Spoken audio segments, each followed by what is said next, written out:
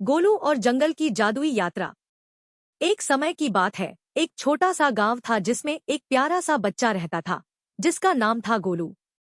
गोलू बहुत ही साहसी और जिज्ञासु बालक था। उसे नई नई जगहों पर घूमना और नई चीजें सीखना बहुत पसंद था। उसके गांव के पास एक बड़ा और घना जंगल था। गोलू अक्सर अपने दोस्तों के साथ उस जंगल में खेलने जाया करता था।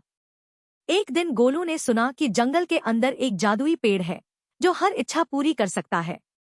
यह सुनकर गोलू के मन में जिज्ञासा जागी और उसने ठान लिया कि वह उस जादुई पेड़ को खोजेगा।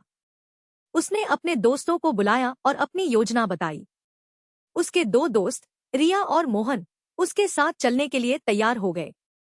तीनों दोस्तों ने अपने बैग में कुछ खाने पीने का सामान रखा और जंगल की ओर निकल पड़े।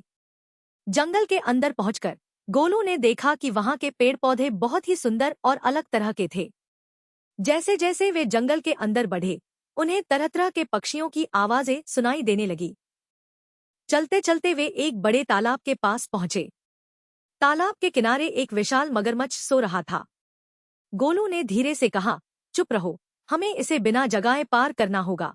तीनों दोस्तों ने चुपचाप तालाब के पास से गुजरने की कोशिश की, लेकिन तभी रिया का पैर एक पत्थर से टकरा गया और वह गिर पड़ी।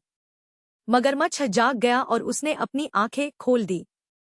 मगरमच्छ ने उन्हें देखा और बोला, कौन हो तुम लोग और यहाँ क्या कर रहे हो? गोलू ने हिम्मत जुटाकर कहा, हम यहाँ जादुई पेड़ की खोज में आए हैं। क्या आप हमें बता सकते हैं कि वह कहाँ है? मगरमच्छ ने हंसते हुए कहा, तुम्हें उस पेड़ तक पहुँचने के लिए मेरी एक पहेली का जवाब देना होगा। अगर तुम सही जवाब दे पाए तो मैं तुम्हें रास्ता बता दूंगा। गोलू ने कहा, ठीक है, हमें पहेली सुनाओ। मगरमच्छ ने पूछा, ऐसी कौन सी चीज है जो पानी में गिरती है तो भी भीगती नहीं? गोलू, रिया और मोहन सोच में पड़ गए। थोड़ी देर बाद गोलू ने खुशी से कहा, परछाई। परछाई पानी में गिरती है पर भीगती नहीं। मगरमच्छ ने मुस्कुराते हुए कहा, तुमने सही जवाब दिया। जाओ, उस दिशा में जाओ और तुम्हें जादुई पेड़ मिल जाएगा। तीनों दोस्त खुशी खुशी आगे बढ़े। कुछ दूर चलने के बाद उन्हें एक विशाल पेड़ दिखाई दिया जो अपनी चमकदार पत्तियों के साथ खड़ा था। पेड़ से एक मधुर आवाज आई, स्वागत है बच्चों, मैं तुम्हारी इच्छाएं पूरी कर सकता हूँ। गोलू ने पूछा, क्या तुम सच में हमारी इच्छाएं पूरी कर सकते हो? पेड़ ने कहा, हाँ, लेकिन तुम्हें एक शर्त माननी होगी। तुम्हें एक दूसरे की मदद करनी होगी और दूसरों के लिए अच्छा सोचना होगा। गोलू, रिया और मोहन ने एक दूसरे की ओर देखा और कहा, हम इस शर्त को मानते हैं। फिर उन्होंने अपनी अपनी इच्छाएं बताई। गोलू ने कहा, मैं चाहता हूँ कि हमारे गांव के सभी लोग खुश रहें। रिया ने कहा, मैं चाहती हूँ कि हमारे गांव में बहुत सारे पेड़ पौधे हों। मोहन ने कहा, मैं चाहता हूँ कि हमारे गांव के सभी बच्चे पढ़ाई में अच्छे हों।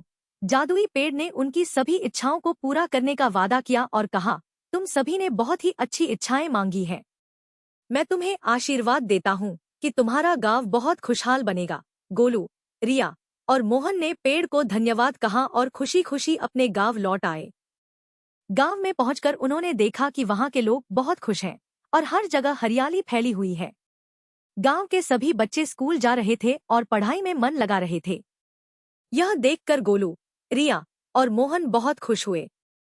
उन्होंने समझा कि दूसरों के लिए अच्छा सोचने से ही असली खुशी मिलती है। और इस तरह गोलू की जादुई यात्रा ने न केवल उसकी इच्छाएं पूरी की, बल्कि उसे एक महत्वपूर्ण सीख भी दी। नैतिक शिक्षा, दूसरों के लिए अच्छा सोचो और मदद करो, तभी असली खुशी मिलती है।